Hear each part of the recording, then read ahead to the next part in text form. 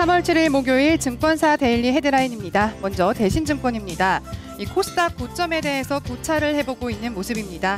동양증권은 일본 내수 회복은 국내 기업에도 기회 요인이 될 거라고 전망하고 있고요. 구국증권은 변동성에 대비해야 할 시기라면서 현재 증시의 전망을 하고 있습니다. 신영증권은 내수는 비빌 언덕이 되지 못한다는 제목을 달고 있고요. 다음 삼성증권입니다. 이 세계는 넓고 종목은 많다면서 해외 투자에 대해서 설명하고 있습니다. 우리투자증권은 긴 터널을 벗어나는 코스닥 시장에 대해서 설명하고 있고요. 한양증권은 유동성장세의 시작과 끝은 외국인의 스탠스에 좌우된다고 보고 있습니다.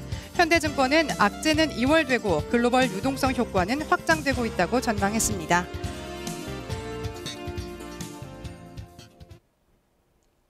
네, 증권사 데일리 헤드라인 살펴봤습니다. 오늘 증권사들은 이 유럽중앙은행 등의 기준금리 발표에 주목하면서 이 코스닥 시장에 대해서도 분석을 하고 있는 모습인데요. 어떻게 전망했을지 세 가지 리포트 뽑아서 자세히 살펴보도록 하겠습니다.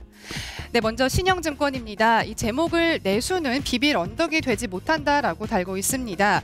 이 미국의 시퀘스터 영향력이 제한적이라고는 해도 이 회복 모멘텀을 줄이는 요소라는 점은 좀 받아들여야 한다고 봤는데요. 이에 수출에 의존하고 있던 이 한국도 다른 대안이 좀 필요하다고 봤습니다. 그 첫 번째 대안이 바로 내수인데요. 하지만 신영증권은 더 이상 내수에 기댈 수 없다고 보고 있습니다. 그 가장 큰 문제로는 이 자생적인 소비 회복이 불가능하기 때문이라고 봤는데요. 그 첫 번째가 바로 가계 부채입니다. 이미 국내 경제의 이 뇌관으로 자리 잡은 문제기도 하죠. 이 가계 부채가 이미 포화 상태에 이르렀다는 점을 좀 짚어주고 있습니다. 두 번째는 이 고령화에 대비한다는 점에서 계속해서 소비자들이 좀 강제적으로라도 저축을 하고 있다는 점을 들었는데요. 이에 따라서 계속 소비가 억제되고 있다고 봤습니다. 또 이와 함께 더 이상 자산 가격이 오르지 않을 것이라는 심리도 이 소비를 억제시키면서 내수를 악화시키는 요인이라고 덧붙여 설명을 해줬습니다. 결국 이 수출과 내수가 모두 악화되는 상태에서 기대할 수 있는 점은 금리 인하와 추경에 대한 가능성이라고 설명했는데요. 이 점에 대해서 향후 계속해서 좀 지켜봐 줘야 된다고 설명을 했습니다. 다음 리포트 살펴보겠습니다. 네, 삼성증권의 리포트입니다. 세계는 넓고 종목은 많다라는 헤드라인인데요. 최근 국내 증시가 디커플링을 보였던 동안 이 발빠른 투자자들은 이미 해외 투자로 눈을 돌렸다고 설명을 해줬습니다. 삼성증권은 이 해외 주식 투자에 대한 근거를 세 가지로 정리를 해줬습니다. 먼저 첫 번째는 글로벌 분산 투자로 리스크를 넘을 수 있다고 설명을 하고 있는데요. 이 유럽과 아시아 등으로 이 투자자가 눈을 돌릴 경우에 이 국내 증시 한 곳에만 투자를 하는 것보다 위험을 분산시키고 또 수익률도 높일 수 있다고 설명하고 있습니다.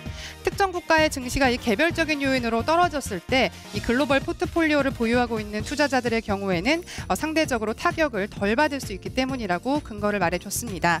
두 번째는 이 디커플링이 재발하더라도 걱정이 없다고 봤는데요. 이 올해 국내 증시가 글로벌 증시 대비 좀 언더퍼폼할 가능성이 높은 상황에서 현재 미국 경기는 좀 회복의 시그널이 보이고 있고 일본도 계속해서 좀 상승 랠리를 보여주고 있기 때문에 이런 상황에서는 좀 해외로 눈을 돌렸을 경우도 좋은 투자 대안이 될 수 있다고 설명을 해줬습니다. 세 번째는 글로벌 1위 기업에 투자하라라고 설명을 하고 있는데요. 이 국내 증시에서 이 삼성전자가 압도적인 1위 종목이라고는 해도 해외로 조금만 눈을 돌려보면 그 이상의 규모를 갖추고 있는 종목들을 찾아볼 수 있다고 보고 있는데요. 따라서 각 섹터별로 이 글로벌 1위 기업들을 좀 찾아볼 것을 좀 권고해주고 있습니다. 하지만 이 중요한 점은 이 단기 수익률보다는 장기적인 안목으로 투자해야 된다는 점도 함께 짚어줬습니다. 다음 세 번째 리포트 살펴보겠습니다. 우리투자증권의 리포트입니다. 이 긴 터널을 벗어나는 코스닥 시장에 대해서 설명하고 있는데요.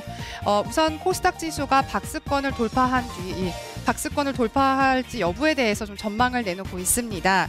코스닥 지수가 545선에 돌파를 해서 안착을 한다면 이 향후 추세 전환 가능성도 더욱 높아질 것이라고 좀 기대를 해주고 있는 모습인데요. 이런 기대감을 뒷받침해줄 코스닥 시장의 좀 구조적인 전망, 구조적인 변화를 짚어주고 있습니다. 먼저 이 내수주가 차별적인 성장세를 보이고 있다는 점입니다. 이 내수주의 전형적인 특성을 통해서 이 코스닥 시장의 높은 변동성과 이익 불안정성을 좀 상쇄시킬 수 있다고 보고 있습니다. 이 점에서 좀 중장기적으로 투자자들의 관심 관심을 불러일으킬 수 있다고 보고 있고요. 두 번째는 IT 기업의 실적 개선에 대한 점입니다. 이 IT 기업이 확고한 글로벌 경쟁력을 갖춘 신제품을 좀 계속해서 출시해주는 등 이 실적에 대한 개선 추세가 빨라지고 있기 때문에 내수주의 뒤를 이어서 이 시가총액 증가세를 뒷받침해줄 것으로 전망하고 있습니다. 이에 따라서 향후 코스닥 시장에서 매매 비중을 확대할 것으로 전략을 내어주고 있는데요. 하지만 최근 지수가 이제 가파르게 상승하기도 했기 때문에 업종과 종목에서는 좀 옥석 가리기에 당분간 신경을 써야 될 것이라고 강조했습니다. 여의도 리포트 살펴봤습니다.